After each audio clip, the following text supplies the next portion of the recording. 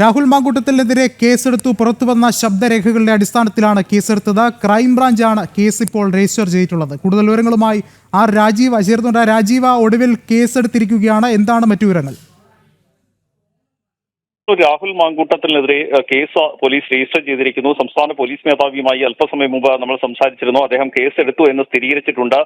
നിലവിൽ പോലീസ് ആസ്ഥാനത്ത് ക്രൈംബ്രാഞ്ചാണ് case register ചെയ്തിരിക്കുന്നത്. ഒരുപക്ഷെ ക്രൈംബ്രാഞ്ച് രജിസ്റ്റർ ചെയ്ത കേസ് മറ്റ് പോലീസ് സ്റ്റേഷനുകൾക്കോ സൈബർ പോലീസ് സ്റ്റേഷനുകൾക്കോ കൈമാറാനുള്ള സാധ്യതയുണ്ട്. ഏതായാലും കേസ് എടുത്തു എന്ന് സ്ഥിരീകരിച്ചിരിക്കുന്നു. പുറത്തു വന്ന ശബ്ദ സംഭാഷണങ്ങളുടെ അടിസ്ഥാനത്തിലാണ് നിലവിൽ കേസ് രജിസ്റ്റർ ചെയ്തിരിക്കുന്നത്. രാഹുലിനെതിരെ ഇതുവരെ മറ്റൊരു പരാതി രേഖാമൂലം പോലീസിന് ലഭിച്ചിട്ടില്ല. അതുകൊണ്ട് തന്നെയാണ് നിലവിൽ പുറത്തു വന്നിരിക്കുന്ന ശബ്ദരേഖകളുടെ അടിസ്ഥാനത്തിൽ കേസ് രജിസ്റ്റർ ചെയ്തിരിക്കുന്നത്. ചില സുപ്രീം കോടതി വിധികൾ കൂടി ആധികാരികമായി എടുത്തുകൊണ്ടാണ് ഈ രീതിയിലൊരു കേസ് രജിസ്റ്റർ ചെയ്തിരിക്കുന്നത്. അതായത് 0 FIR രജിസ്റ്റർ ചെയ്തുകൊണ്ടാണ് പോലീസ് ആസ്ഥാനത്ത് ക്രൈംബ്രാഞ്ച് പ്രത്യേകമായി കേസ് രജിസ്റ്റർ ചെയ്തിരിക്കുന്നത്. ഇതുമായി ബന്ധപ്പെട്ട് വിശദമായ അന്വേഷണം നടത്തും. ആരുടേതാണ് ശബ്ദരേഖ, ഇതുമായി ബന്ധപ്പെട്ട് ഇരകൾക്ക് ഏതെങ്കിലും തരത്തിലുള്ള പരാതികളുണ്ടോ, ഈ പുറത്തു വന്ന ശബ്ദരേഖ യഥാർത്ഥമാണോ എന്നുൾപ്പെടെയുള്ള കാര്യങ്ങൾ കൃത്യമായി പരിശോധിക്കും എന്നാണ് പോലീസ് വ്യക്തമാക്കിയിരിക്കുന്നത്. അതിനുവേണ്ടിയാണ് ഇപ്പോൾ കേസ് രജിസ്റ്റർ ചെയ്ത് തന്നെ അന്വേഷണത്തിലേക്ക് പോകുന്നത്. എങ്കിൽ മാത്രമേ ആധികാരികമായി ശബ്ദരേഖ ഉൾപ്പെടെ പരിശോധിക്കാൻ കഴിയൂ. മാത്രമല്ല രാഹുലിനെ ചോദ്യം ചെയ്യുന്ന ഉൾപ്പെടെയുള്ള നടപടികളിലേക്കും കടക്കേണ്ടതായുണ്ട്. ഈ ശബ്ദരേഖയുടെ ആധികാരികത ഉറപ്പിക്കുക എന്നതാണ്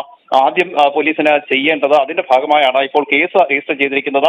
ഇതിനുശേഷം അതായത് ക്രൈംബ്രാഞ്ച് ഇപ്പോൾ എടുത്തിരിക്കുന്ന FIR പിന്നീട് മറ്റ് പോലീസ് സ്റ്റേഷനുകൾക്കോ, അതായത് ഏതെങ്കിലും തരത്തിൽ ഇരകൾ പരാതിയുമായി എത്തുകയാണെങ്കിൽ ആ പോലീസ് സ്റ്റേഷനുകൾക്കോ അല്ലെങ്കിൽ സൈബർ പോലീസ് സ്റ്റേഷനിലേക്കോ കൈമാറുകയാണ് പതിവ്. സൈബർ പോലീസ് സ്റ്റേഷനിൽ ഈ ശബ്ദരേഖ സംബന്ധിച്ച് വിശദമായ അന്വേഷണം നടക്കും. ഫോറൻസിക് പരിശോധന ഉൾപ്പെടെ ഈ ശബ്ദരേഖയുമായി ബന്ധപ്പെട്ട് നടത്തേണ്ടതായുണ്ട്. അത്തരത്തിലുള്ള പരിശോധനകൾ പൂർത്തിയാക്കി മറ്റ് നടപടിക്രമങ്ങളിലേക്ക് പോകും. ഇതിനുശേഷം രാഹുലിനെ ചോദ്യം ചെയ്യുന്ന ഉൾപ്പെടെയുള്ള നടപടികളും ഉണ്ടാകും. ഏതായാലും രാഹുലിനെതിരെ കേസെടുത്തു എന്ന് സംസ്ഥാന പോലീസ് മേധാവി സ്ഥിരീകരിച്ചിരിക്കുന്നു. മറ്റു കാര്യങ്ങൾ നിലവിൽ പോലീസ് വ്യക്തമാക്കിയിട്ടില്ല.